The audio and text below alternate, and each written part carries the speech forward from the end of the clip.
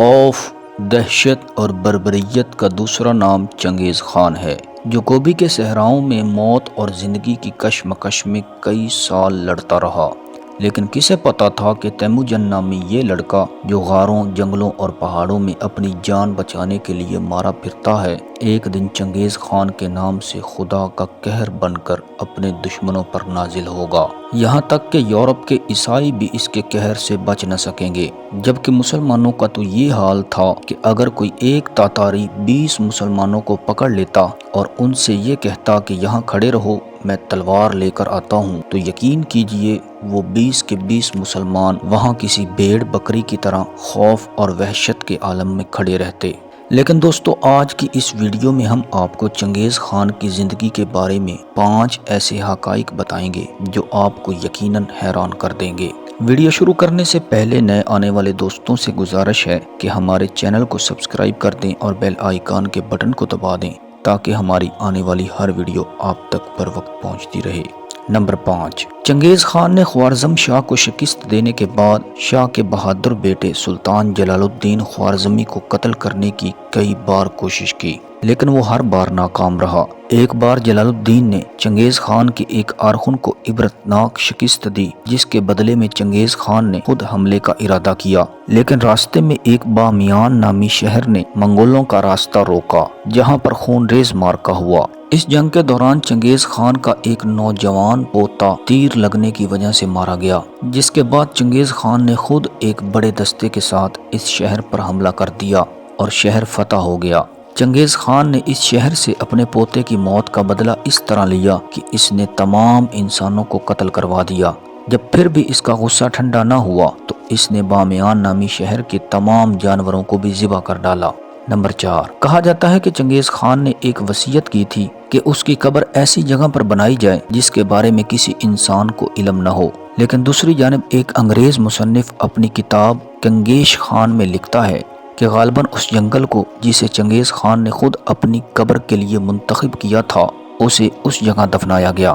اس کی قبر ایک بڑے درخت کے نیچے کھودی گئی۔ منگولوں کی روایت کے مطابق ایک قبیلے کی فوجی خدمات کو معاف کر دیا گیا اور ان کی صرف یہ ڈیوٹی لگائی گئی کہ وہ اس مقام کی نگرانی کریں جہاں چنگیز خان دفن کیا گیا تھا۔ ان درختوں کے جھنڈ میں ہمیشہ خوشبو جلائی جاتی، یہاں تک کہ اطراف کا جنگل اتنا گھنا ہو گیا اور دوسرے درختوں میں وہ بڑا سا درخت کھو گیا جس کے نیچے چنگیز خان دفن تھا اور اس کی قبر کا کوئی نشان باقی نہ رہا۔ نمبر 3، 1201 عیسوی میں چنگیز خان نے تائجوت قبیلے پر حملہ کیا اور خون ریز معرکہ ہوا۔ اس جنگ میں ایک تیر چنگیز خان کے گھوڑے کو آن لگا۔ اس جنگ میں چنگیز خان کافی زخمی ہو چکا تھا۔ جنگ ختم ہونے کے بعد چنگیز خان نے تمام قیدیوں کو جمع کیا۔ اس نے پوچھا کہ اس کے گھوڑے کو تیر مارنے والا کون تھا۔ ایک جنگجو نے بڑی بہادری سے چنگیز کے سامنے اپنے جرم کا اعتراف کرتے ہوئے کہا کہ تیر میں نے چلایا تھا۔ چنگیز خان نے اسے قتل کرنے کے بجائے اس کی بہادری سے متاثر ہو کر اسے اپنی فوج کا اعلیٰ سالار بنا دیا،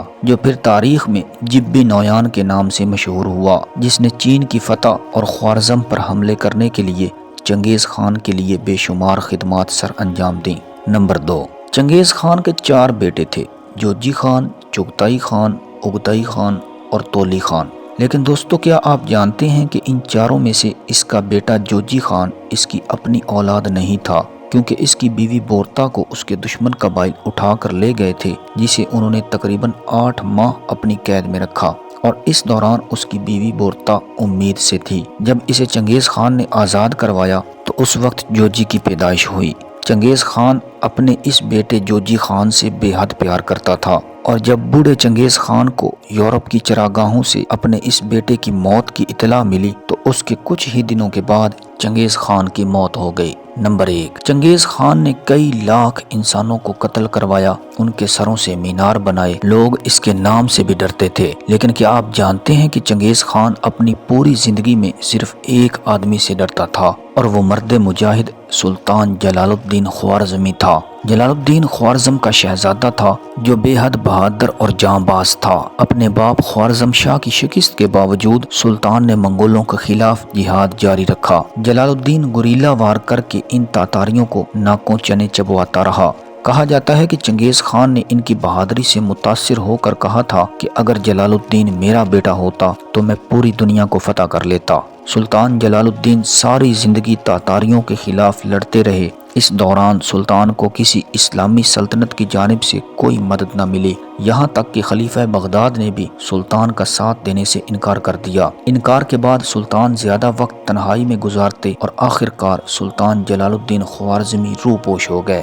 اس کے بعد کسی کو یہ معلوم نہ ہو سکا کہ سلطان کہاں ہیں اور کس حال میں ہیں۔ کئی سالوں تک ان کے متعلق عجیب و غریب داستانیں مشہور ہوتی رہیں۔ کبھی یہ افواہ اڑتی کہ وہ فلاں بستی میں ایک درویش کے لباس میں دیکھے گئے ہیں، کبھی یہ قصہ مشہور ہوتا کہ وہ کسی جنگل میں گوشہ نشینی اختیار کر چکے ہیں، اور کبھی یہ مشہور ہوتا کہ وہ دنیا کی نظروں سے اوجھل ہو کر تاتاریوں سے آخری جنگ لڑنے کے لیے اپنے جاں بازوں کی ایک زبردست فوج تیار کر رہے ہیں اور اچانک کسی مقام سے ظاہر ہوں گے۔ چنگیز خان نے ان کی تلاش میں ملک کا کونا کونا چھان مارا۔ سینکڑوں انسانوں کو جلال الدین سمجھ کر چنگیز خان نے قتل کروایا، اور اس کا سراغ لگانے کے لیے چنگیز خان نے بڑے بڑے انعامات مقرر کیے، لیکن جلال الدین خوارزمی کا کچھ پتہ نہ چل سکا۔